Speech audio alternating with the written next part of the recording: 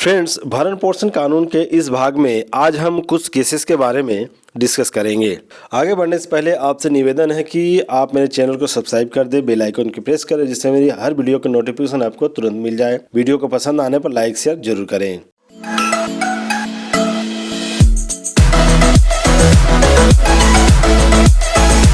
Friends, Shrimati Savitri Devi बनाम मनसाराम 2009 में उत्तरांचल उच्च न्यायालय द्वारा यह विनिर्धारित किया गया है कि जहां पत्नी के साथ ससुराल में मारपीट की जाती हो, उसके साथ क्रूरता का व्यवहार किया जाता हो तथा दहेज की मांग को लेकर यातना दी जाती हो, वहां पत्नी अपने माता पिता के साथ रहकर भी भरण पोषण पाने की हकदार है। यानी पत्नी का उत्पीड़न करने के पश्चात पत्नी अपने मायके अपने माता पिता के पास रह रही है तो वह भरण पोषण के लिए आवेदन कर सकती है और वह भरण पोषण की हकदार है। इसके बाद रेहाना खातून बनाम जरगिस हुसैन 2021 में ये फैसला आया था।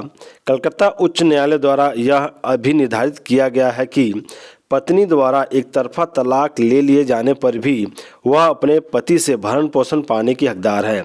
यानी पत्नी अपने पति से एक तरफा तलाक ले लेती है, वन साइडेड डाइवोर्स ले लेती है, उसके बावजूद भी वह पति से भरण पोषण मांग सकती है और पति से भरण पोषण पाने की हकदार है। अब आते हैं अगले केस में। फ्रेंड्स, शमीमा फारूकी बनाम शाहिद खान 2015 का केस है के मामले में भरण पोषण को पत्नी का एक आत्यंतिक अधिकार एब्सोल्यूट राइट माना गया है। विधि चंद बनाम श्रीमती कांता देवी 2009 में के मामले में हिमाचल प्रदेश उच्च न्यायालय द्वारा यह विनिर्धारित किया गया है कि यदि पति अपनी पत्नी की उपेक्षा करता है तो पत्नी उससे भरण पोषण पाने की हकदार है।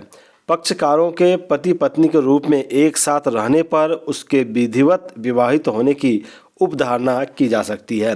यानी पक्षकार एक साथ रह रहे हैं तो यह उपधारणा की जा सकती है कि उनका विवाह विधिवत रूप से हुआ है। श्रीमती तेजस्वी बनाम अरविंद नेजरा 2010 के मामले में कर्नाटक उच्च न्यायालय द्वारा यह अभिनिर्धारित किया गया है कि पत्नी के MBA होने मात्र से वह भरण पोषण के अधिकार से वंचित नहीं हो जाती।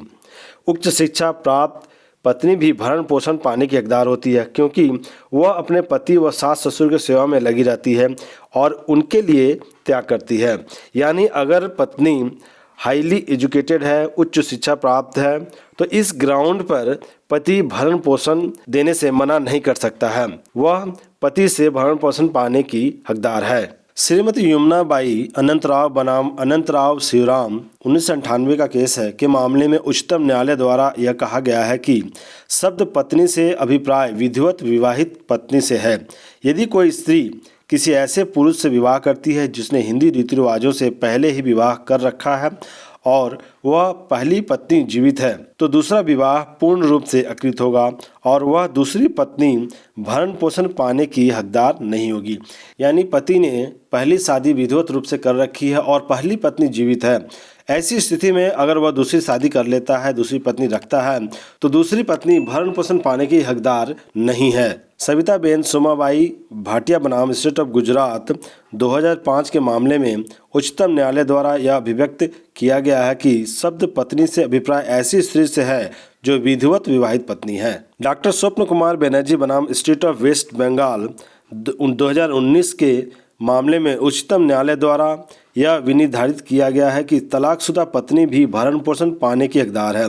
तलाकशुदा पत्नी को धारा 125 के प्रयोजनार्थ पत्नी माना गया है, अन्य प्रयोजनों के लिए नहीं। फ्रेंड्स, मोहम्मद अहमद खान बनाम शाहबानो बेगम 1985 का बहुत ही चर्चित मामला है। इसमें उच्चतम न्यायालय द्वारा यह अभिनिर्धारित किया गया है कि एक तलाकशुदा मुस्लिम महिला भी जब तक वह पुनः विवाह नहीं कर लेती उसने पति से भरण पोषण पाने की हकदार होगी।